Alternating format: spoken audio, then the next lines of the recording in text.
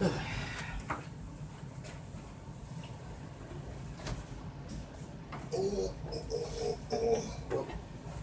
said.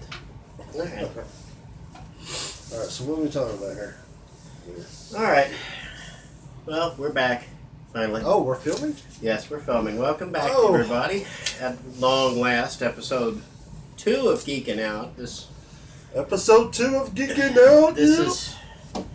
It's been a long 2 or 3 weeks since we got this started. We've actually been talking about doing this for months now. Well, he's been talking about it for months now. Finally get around to do it. Sure enough, I get the respiratory infection and I'm out of commission for a couple of weeks. And I get the flu. Yeah, and I've still got a hacking cough over here, so bear with me a little bit. Be sucking down cough drops hither, dither, and yon throughout the filming of the episode. So we've got a lot to talk about. We're going to try to get this done as quickly as possible. But first of all, sorry to interrupt. I think we should do our SHAZAM review. SHAZAM was good. Okay, what's next? Go ahead. Now I've been calling for a SHAZAM movie for years. It's been in developmental hack for years. They finally got it out of developmental hack, and they actually did a good job with it. I don't know nothing about SHAZAM, not much about SHAZAM, very little, but I will say the movie was amazing. Loved it. I can go see this movie 1,000 times. I want a sequel. I'm ready for the sequel, which actually it was released, I think, sometime this morning that they actually have already begun on a sequel. So we're getting it just like that, and Black Adam just like that, and so yeah, SHAZAM! Just like that, yeah. Yeah, Dwayne Johnson's involved, which means they're getting that sweet, sweet WWE money now. So hopefully that'll help support things. Yeah. But anyway, a good movie. Did, I believe, $53 million U.S. domestic box office, which is fair to middling for a superhero movie, but considering this thing Nothing to sneeze at. Considering this thing cost roughly $80 million to produce, not bad at all. Odds are they've already broken even and will most likely be profitable next weekend, which is a good thing compared to what Justice League did, which cost several $100 million to make and produce and actually promote and everything. By the time, they still haven't finished making their money back on all of that yet, by the way. So, no. Go ahead. But, yeah, I'm really hoping SHAZAM still makes that money. I know next weekend it takes on HELLBOY, but unlike SHAZAM, I heard nothing but good things about it. HELLBOY, I'm hearing I'm hearing it's so I don't know. We'll see on what happens with that, but Zachary Levi did a great job. The kids did a great job. The storyline. Oh, and my man Jerry from The Walking Dead was in this movie. If you're a Walking Dead fan, you're going to get a big smile on your face when you see what I'm talking about. So, sorry. Okay. Now, so obviously SHAZAM was good. Knew it was going to be good. First thing out of his lips before we even get out of the theater is he wants to see it again. And I have to, just a quick aside here, I have to think that people who work in movie theaters hate superhero movies, because everybody now knows there's going to be at least one scene during the credits. And everybody hangs around through the credits now. Used to be as soon as the credits started rolling, everybody would leave. They could go ahead, they could clean things up, clean up all the popcorn, the spilled soda, the barf, and all the other stuff all over the place. Get it cleaned up, get it ready for the next crowd to come in. With superhero scenes, especially Marvel, you've got one before the credits or right in the beginning of the credits, and then one after the credits complete, which means they have to sit there and wait until the entire movie file plays before they can go in and clean things up. So, for everybody who works in movie theaters as a superhero movie watching geek, my heart bleeds for you. and that's going to suck for when Endgame comes out, because that movie is supposed to be 3 hours long, which means less time to get everything set up for the next showing. So, yeah. Speaking of showings, there's now a new service getting ready to sprout up. I don't know the particulars of this, but it lets you watch first run movies at home while they're still running in theaters. All you have to do is you pay a rental for 2 days. It's a neat little deal. It's real simple to start. This new company that's going to start up, okay, it's got some major backers. It's got some distribution deals with Warner Brothers and a few others. All you have to do is get a $15,000 box that ensures that their digital rights management is maintained. And then for a 2-day rental, you can pay anywhere between $1,500 and $3,000. And you can watch this movie as much as you want for those 2 days, and then it just goes away like you do with an on-demand rental. So hey, $15,000 to start, to make sure you're not a thieving little gutter snipe like a studio executive would be, and just pay your $3,000 to watch the first run film at home. Isn't that awesome? That is awesome. I like that. Mm. It's awesome. We also want to talk real quick about WrestleMania 35 this past Sunday, April 7th. This is April 9th, 2019, Tuesday, as we're talking about this. WrestleMania this year, okay, this is the only wrestling event everybody watches every year, okay? This is the only one anybody pays attention to, okay? May not necessarily watch it. Can't blame you, because if you didn't watch WrestleMania 35, it was 7.5 hours long and had 16 matches. Now, this is the first time women had the main event at WrestleMania. They've had only their second world champion at the WWE, with Kofi Kingston winning the title from Daniel Bryan. And had a number of changes and so on and so forth. But guys, 7.5 hours. The pre-show started at 5. The pay-per-view went off the WWE network at 12:30 a.m. Eastern Time. Now, you can watch it all you want to on the WWE network, which is a good thing, because while you're watching live, when you finally pass out trying to keep up with it, you can always go back to the part you missed and rewatch it anytime you want, because now it's on the network. That's awesome. And it's a heck of a lot better than dropping $60 on it and falling asleep halfway through a 7.5 hour show, Vince. Come on. But I honestly think this, and nobody's talking about this, I believe this will be the last WrestleMania with Vince McMahon being involved in it. The XFL is getting ready to fire up. Vince has already sold some of his stock. And I have no idea what that tone meant. Hold on. That might have been me. If it is, I'll kick your butt. Yeah, we're still going here.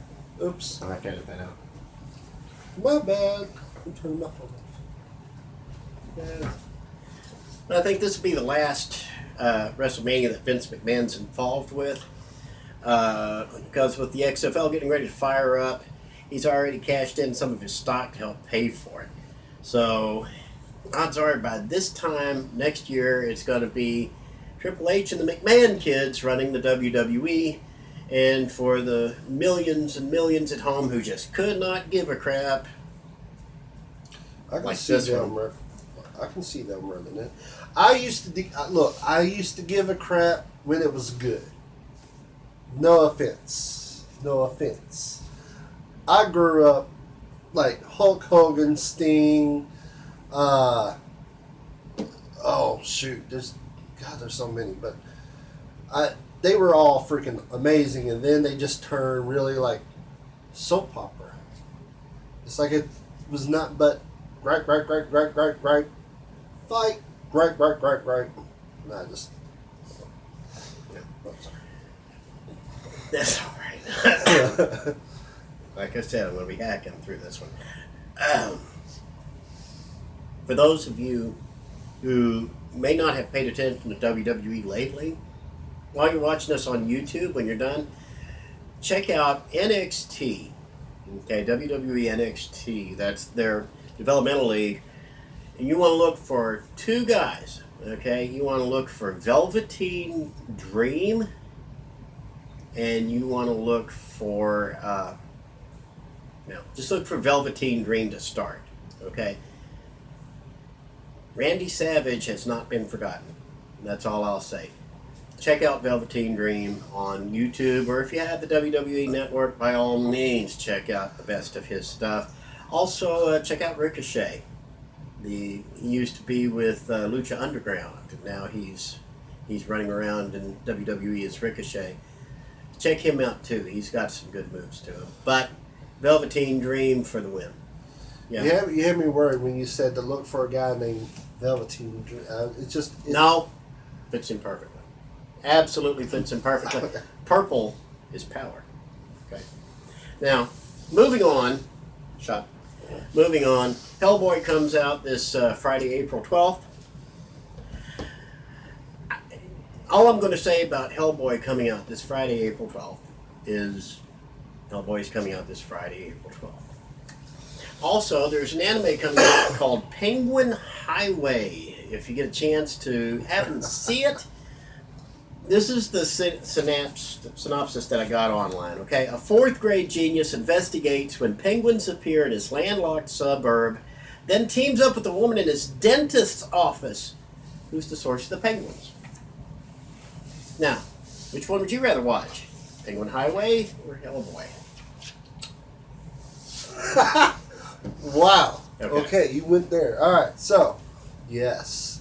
I don't know nothing about this penguin thing. As for the HELLBOY thing, I'm a little anxious on seeing what it's all about. But from what I get, it's more violent and gruesome than the last two movies we got. Plus, I'm a Del Toro fan, and that is how I pronounce it, right? That's it. Anyway, what he did with the last two HELLBOY movies was freaking fantastic. I loved them. But this one seems to be more violence and gore than actual storyline and less humor. And I don't know. You kind of get tired of that kind of shit after a while. But Language. What? Although Guillermo is Spanish for, yeah. Moving on. Again, HELLBOY coming out Friday, April 12th. Go see Penguin Highway. Okay. Penguin Highway. I want to see how you react to this. Tom Holland, Kevin Feige. Feige have confirmed Spider-Man was in Iron Man 2. Yes, this Spider-Man, current Spider-Man, was in Iron Man 2. Have you heard this? No, I have not. This is interesting. At one scene, there's a boy in an Iron Man toy mask. Hold on, who stood up against one of Vanko's drones. That was Peter Parker in an Iron Man mask, standing up to Vanko's drone. Considering it's been, what, 8 years since I've seen Iron Man 2? No. I remember that scene because before you said that hit me. I was like, oh, come on. Why would they do that? Why would they add that in there? Comics, everybody. That's kind of like how movies. It's kind of like how what Disney does, and they'll have like a hidden thing, Easter egg in there, and it's like, why would they say that? They just made that shit up.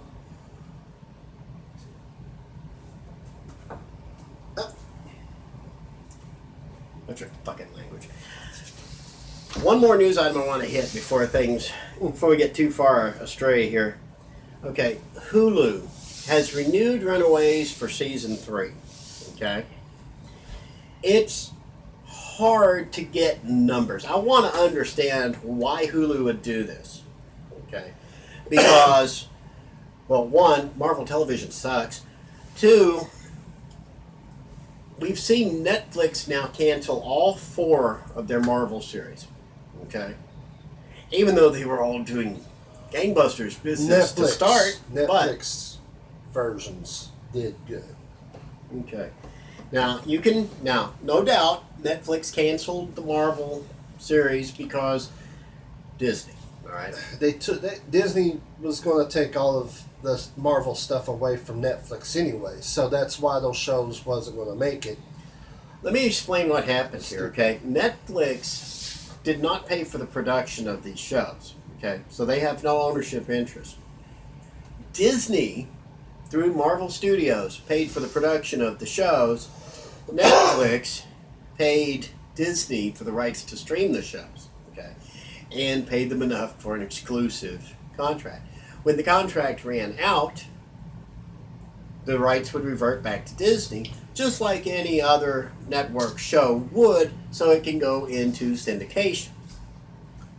But there's a company called Jump Shot out there, and quite frankly, they do their best to come up with analytics for streaming services. In other words, they're the closest thing there is to a Nielsen service for Netflix, Hulu, and CBS All Access and all these other streaming companies.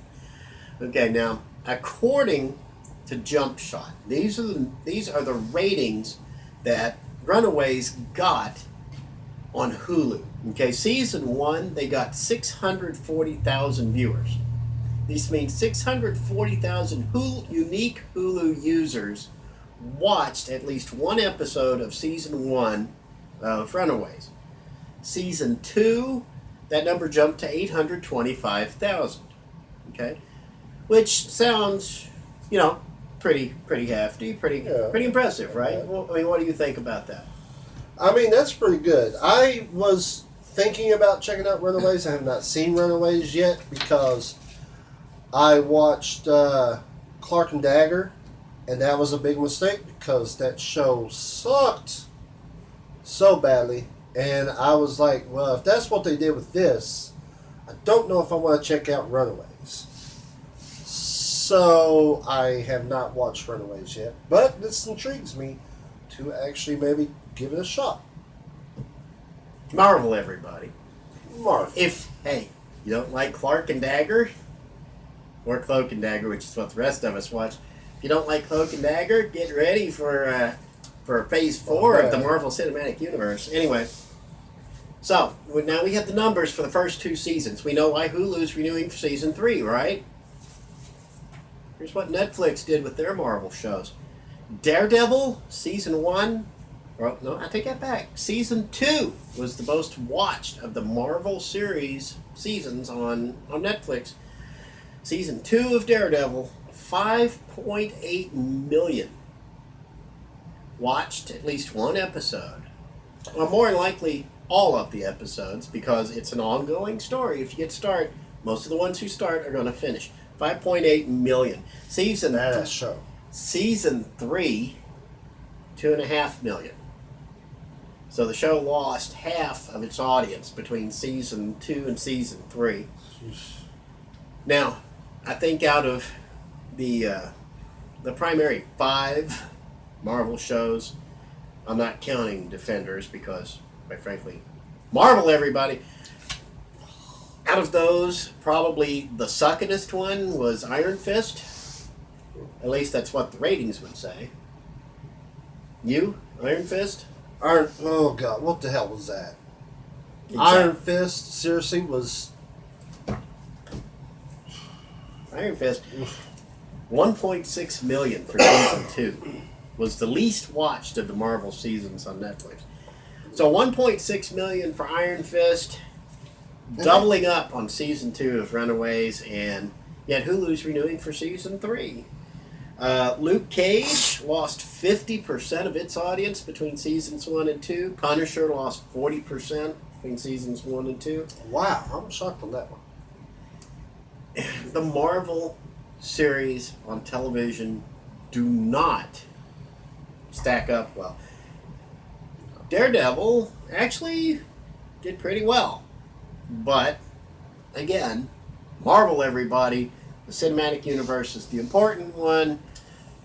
The television universe, not so much. Now, as of right now, okay, Disney because they purchased Fox, now owns 60% of Hulu. Okay? Well, and they're talking to Warner Brothers about buying another 10%. All that would leave after that would be NBC owning the other 30%. So it'd be Disney 70, NBC 30. That's why Runaways got renewed, because Disney's going to make money off of it coming and going. That's the thing. But what's going to happen as the balkanization continues? Now, we know Netflix is not going to make another Marvel series, not going to make another Marvel movie, not going to get any more Marvel Cinematic Universe movies. Disney is now talking about doing 5 streaming services, all to just separate you from your precious, precious disposable income. I smell a Titanic iceberg in the wind. Look, see, I kind of had this feeling that this was going to happen because Disney streaming service, they got so much content. And now with Fox added to that, you're talking about having all the Star Wars, all the Marvel, and every Fox thing that has ever came out. PG, rated R, all that great stuff. Plus all of what Disney already has. And I really do think because they got all this content, Disney's streaming service is probably going to have, their price is going to be up there. So it's like you spend maybe like $5, $6, $7 on Netflix, whatever on Hulu. I got a feeling that it's going to be almost to probably about $20 just to have Disney streaming service. Now I could be wrong, but they got to make their money somehow, and they got a lot of stuff there. So, I mean, that's my prediction on that. I don't know. Here's what's going to happen, okay? I predict now, believe it or not, I actually called this online. If you do some searching, you'll find where I made the call. It wasn't on YouTube, but I've done it online. And I called this balkanization was going to come. That's what it is. It's balkanization.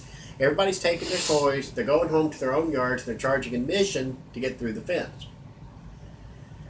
It's going to keep going, and then we're already seeing this cord cutting. The momentum is starting to fade because people are tired of paying a half dozen streaming services to watch what they want to watch. Now, it was one thing when Netflix was the main one doing it because they had all the good stuff. So everybody went to Netflix. Exactly. And they still got great stuff. But they keep losing stuff that other people are keeping for themselves. So that's why they're producing all the original stuff. Here's the problem. The original stuff does not appeal. 95%, guaranteed, 95% of the stuff that Netflix is producing right this now will never appeal to you. Actually, the number is probably closer to 98. Okay? I've just thinking off the top of my head, I can think of maybe 4 shows out of all the Netflix originals that I actually paid attention to for at least watch one episode of it. 4. Out of the hundreds and hundreds of shows, and no, not one of them was One Day at a Time. CBS All Access can have that one if Netflix will let Sony do it. But I want to give some shout outs here, okay? go ahead. Look, Netflix is a great service to have, and they do have really great content out there.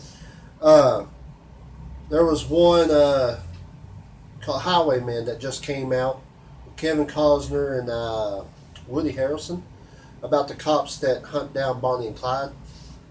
Well made. Fantastically well done. Check it out if you can. I got Netflix when Stranger Things came out. I was like, oh, that looks like a show that would definitely be up my nerd alley. And everybody kept talking about it, so I got Netflix just for that. Loved Stranger Things. Then they got Lost in Space, their own version of Lost in Space, which blew my mind completely. They got season 2 coming out soon, and I cannot wait for that. That is a great show. Please check that out. They got Dragon Prince on there. The only reason why I watched Dragon Prince was because it was the same people that did the Avatar: The Last Airbender and Korra, Legend of Korra. So I like those, so I went for that too. They got some great stuff on there. They got all kinds of different type of things. They got horror movies. They do everything, and they're starting to do their own stuff, which I cannot wait. I predict that Netflix is going to keep doing this, and they're going to end up becoming their own big studio, to where when we go to the theater, instead of seeing Disney or Warner Brothers, we're going to see Netflix. I mean, it may sound funny, but I'm not actually joking. It's not. They got people like Martin Scorsese directing a movie for Netflix, just for Netflix. You got Quentin Tarantino doing a movie, which is I think coming out really soon on Netflix, called Once Upon a Time in Hollywood. And all this stuff, they got big actors, big directors, big writers coming in, doing their own certain things for Netflix. They're almost there. I think they'll be just fine with Disney taking away their stuff.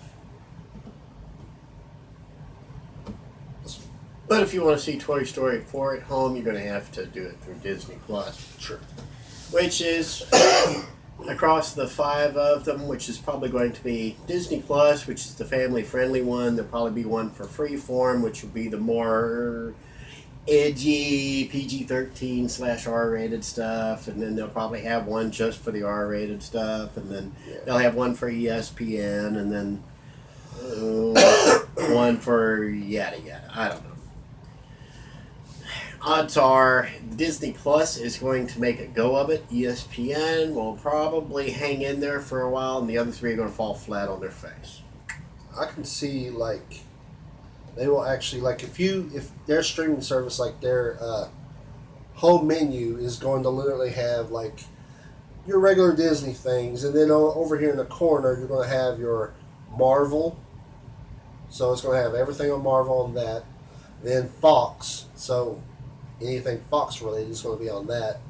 Stuff like that. And that's what's going to be on the menu, and you have to choose. When you get into the rated R stuff, I got a feeling that they're going to put some sort of code on there to where only parents can say, okay, punch in this code. That way 1, 2, 3, 4, 5 kids. So, yeah. Okay. That's what I. All right. So that's the latest on Netflix and Disney and stuff on that. All right. Just before we wrap up, because I know we've been going at this for a while, I've already burned through all my notes, so I'm just about done on my side. Just quick things. Pluto TV just announced that they've signed a deal with BBC. They're going to be getting a Doctor Who classic channel. It's 24/7 Doctor Who from, I believe, Doctors 2 through 5. And they're going to get one for the British version of Antiques Roadshow. It's 24/7. Plus access to somewhere in the neighborhood of about 700-800 hours worth of BBC classic content coming to Pluto TV. So, what do you think? Look, my brother told me about Pluto TV. I got the app. It's free. For now. It's For now. for now. It's still ad supported. But and they keep adding channels and stuff. But it is awesome. It is really amazing. And there's a few channels on there just for us nerds that likes to play like tabletop or just gamers and stuff like that. There's a few channels on there. But don't get me wrong, that's not what it's all about. You got your sports, you got your news. They even got music, a bunch of music channels, but they also got movie channels on there. Not like Showtime or Cinemax or anything like that, but they got, I don't know where these channels came from, but they show movies. You got Asylum is on there. Shows not about horror movies and things like that. But there's a bunch of stuff on there. check out Pluto TV. Download the app. It's awesome. By the way, if there are any Misties out there, 24/7 on Pluto, along with Riff Tracks. Oh, and, yeah. Cinematic Titanic and all the I rest. can't believe I forgot. Okay, now, which is the main reason you got it. Anyway, so we're going to go ahead. We're going to wrap up here because I'm about to cough up a lung. Have you got anything else to add before we sign off? I just want to thank all of our friends and family members who commented and has supported us on this so far. Sorry we took so long. Sickness is a bitch. Kentucky Crud, everybody. Yeah. But we're starting to feel better now, so you're going to get a whole lot more content. I'm going to try and do some TV stuff too. Are you going to try and do any? I'm beginning to get some ideas in my head to do a show of my own, probably related around explaining politics, political theory, and just introducing basic things like how to actually, cook food and stuff like that for millennials, survival skills for millennials, I'm thinking. So we'll see what comes to that. But speaking of coughing up a lung, before we go, one quick joke for you, okay? What did Cinderella do when she got to the ball? What did Cinderella do when she got to the ball? So until next time, everybody, you keep geeking and keep balls. I don't get it. He wouldn't get it. Don't worry, the beloved wife will tell you all about it. Because she's still angry at me for telling that joke. Bye there, everybody. See ya.